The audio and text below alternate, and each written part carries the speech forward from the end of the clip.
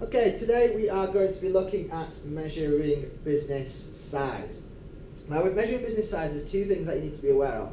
You need to be aware of measuring business size, and you need to be aware of measuring business success. So that's the objectives of today, is to make sure that you know the difference between measuring size to measuring success, because they are different. Now, first of all, what I want you to look at is this table here, and I want you to think about, okay, why is it difficult, why is it hard to measure the size of a business? So I've got all these kind of businesses here, and I've got three ways of measuring the size of a business. We can measure the size of a business by the amount of sales that the business makes, how many products, how many cars does the business sell. Turnover, that's the amount of income, the amount of revenue that the business is making, generating, how much money is coming from the business's customers.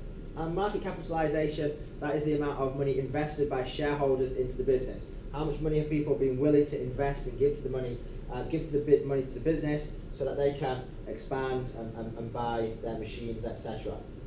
So as you can see on here, it's pretty difficult to say, okay, which business is the biggest, because General Motors here is the biggest in global vehicle sales.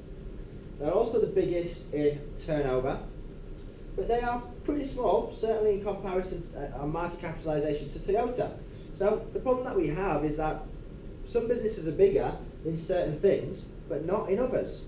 Okay, so it's very, very difficult to see what business is the biggest. It's even harder if these are all car companies, but it's even more difficult if you're comparing a car business to a boat company or something totally different.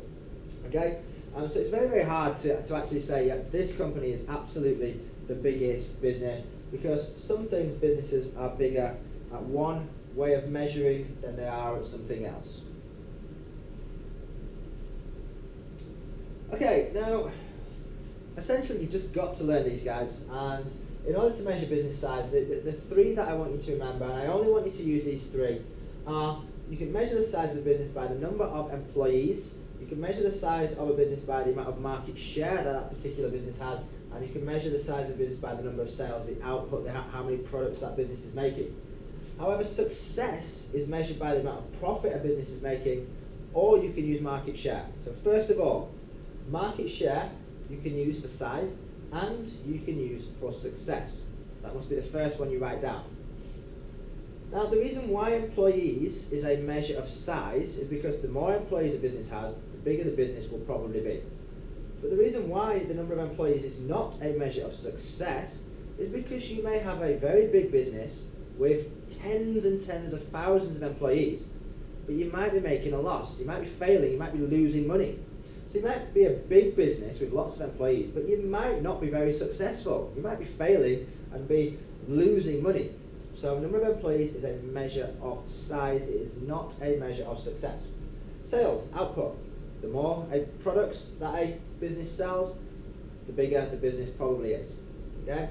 So Toyota was selling a lot of cars, so were General Motors, so they're big businesses.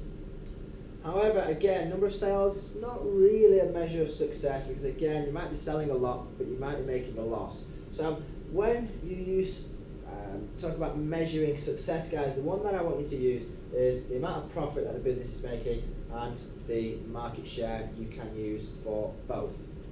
Okay?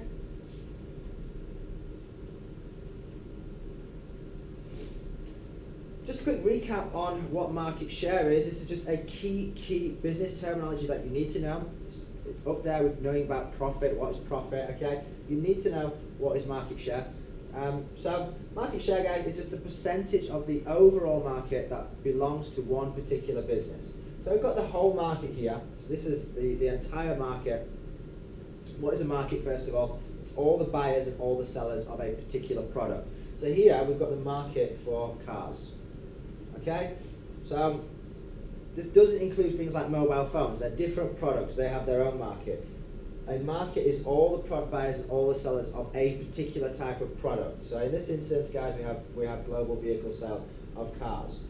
Okay, so on here you can see that General Motors is this one here, and that would be roughly around about 20% of the overall market belongs to that particular business. If we look here at this pink one, which is Peugeot here, I'd say that's probably around about 5%.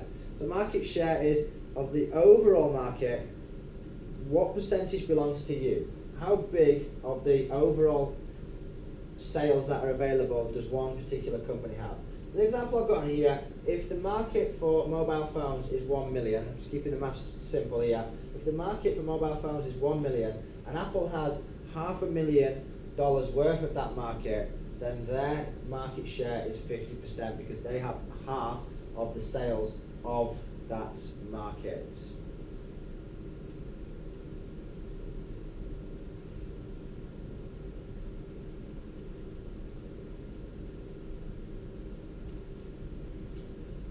Okay guys, I'm going to leave that one there. So just remember that the ways of measuring size of a business, we have the number of employees, amount of sales and market share. The ways of measuring success, we have the amount of profit and the market share of the business. Okay, I hope you find that useful. See you next time.